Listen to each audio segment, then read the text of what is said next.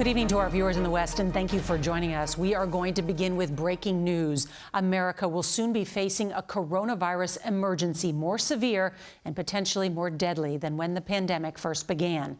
The country isn't just breaking records, it's blowing through them, reaching new highs again tonight in cases and hospitalizations.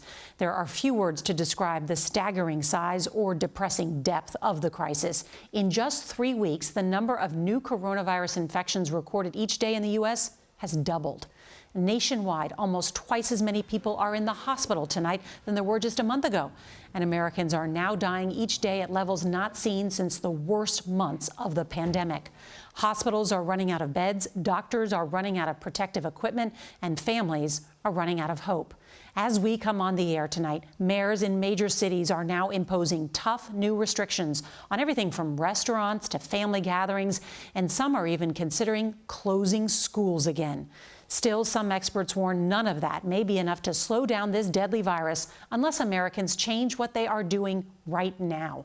There's a lot of new reporting to get to, and our team of correspondents is standing by to cover it all. CBS's David Begnaud is going to lead off our coverage tonight from Chicago. Good evening, David. Good evening. Chicago's mayor has declared a stay-at-home advisory, but it doesn't have a lot of teeth to it in terms of enforcement.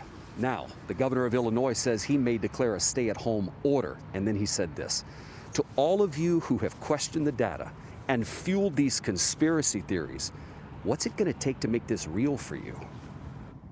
Tonight, the nation's third largest city is taking drastic measures to try and stop the surge. Chicago's mayor is telling residents, stay at home for the next 30 days, starting on Monday.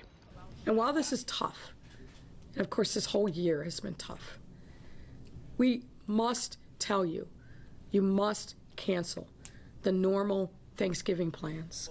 All of this comes as the governor of Illinois says he may impose a stay-at-home order statewide in the coming days. What will it take to make this real for you? Tonight, the COVID levels across the country are unprecedented.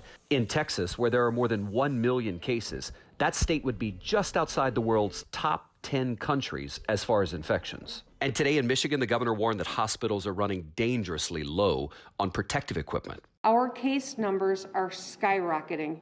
Right now, this curve is a straight line, and it is straight up. To the west now, bumper-to-bumper lines for COVID-19 testing stretched well into the night at LA's Dodger Stadium. California is now on the brink of becoming the second state to reach 1 million confirmed coronavirus cases. Now to Kentucky. The Supreme Court upheld new public restrictions issued by the Democratic governor in a red state. They include requiring people to wear masks in public, and a lot of people are opposed to it.